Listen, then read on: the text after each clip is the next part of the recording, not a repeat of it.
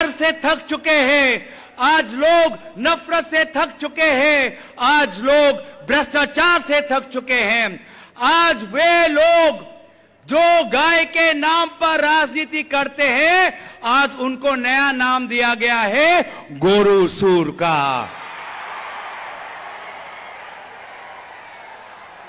মানুহে কি কয়, মানুহে কি কয়, মানুহে কি কয়?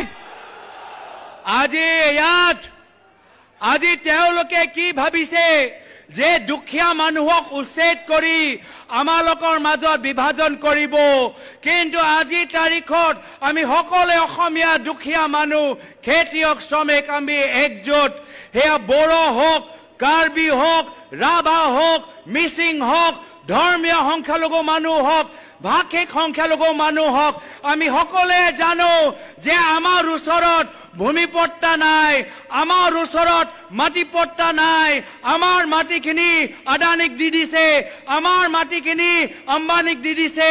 আজি অসমৰ ভিতৰত দুখীয়া মানুহৰ ওচৰত মাটিপট্টা নাই। আজি যদি মাটি কাৰোবাৰ হাতত আছে, সেয়া হ'ল মামা, মামী, আদানী আৰু আম্বানী।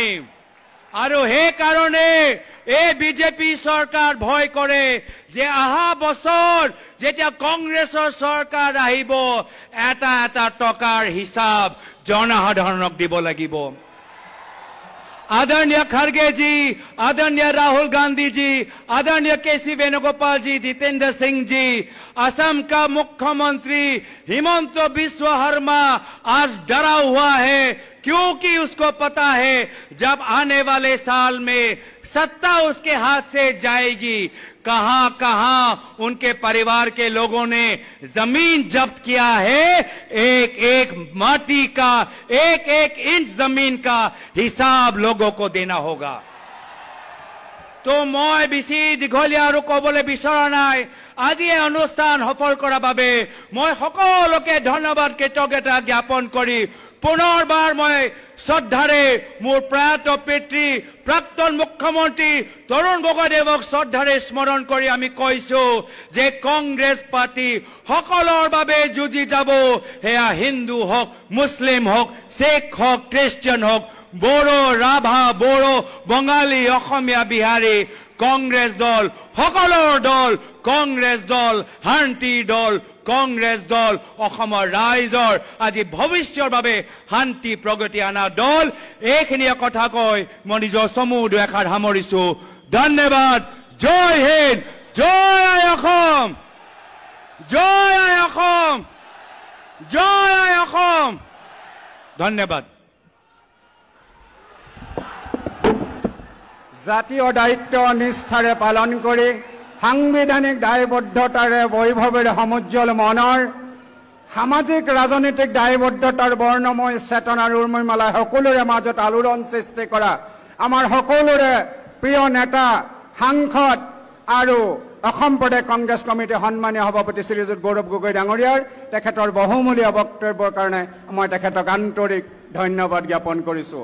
মই এতিয়া অনুৰোধ জনাব খুজিছোঁ আমাৰ সকলোৰে শ্ৰদ্ধাৰ আদৰৰ SLP লিডাৰ শ্ৰীযুত দেৱব্ৰত শইকীয়া ডাঙৰীয়াক আপোনালোকক উদ্দেশ্যি তেখেতৰ বহুমূলীয়া ভাষণ আগবঢ়াবৰ কাৰণে।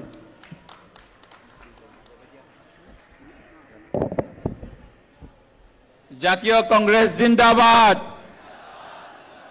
ভাৰতীয় জাতীয় কংগ্ৰেছ জিন্দাবাদ। নমস্কাৰ।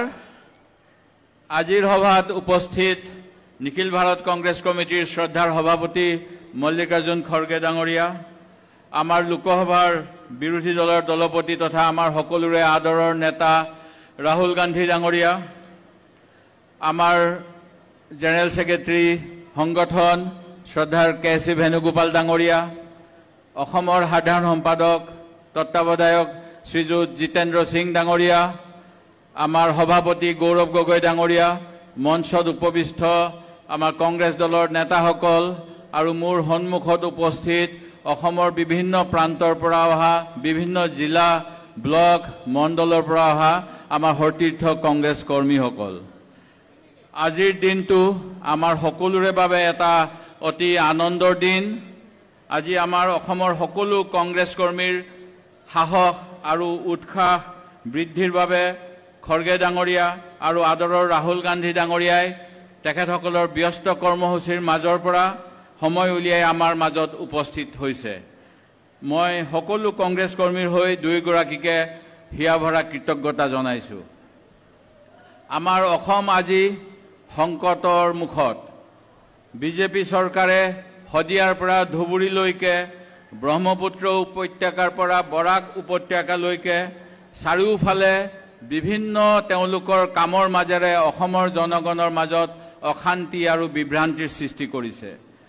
আজি ডক্টৰ হিমন্ত বিশ্ব শৰ্মা ডাঙৰীয়াই অসমক ভাৰতবৰ্ষৰ শ্ৰেষ্ঠ 5খন ৰাজ্যৰ শাৰীত তুলিম বুলি ক'লেও স্বাস্থ্য, শিক্ষা, প্ৰশাসন, কৃষি, যুৱকৰ সমস্যা সমাধান বিভিন্ন দিশত চৰকাৰী হওক বা বেচৰকাৰী হওক সকলোবোৰ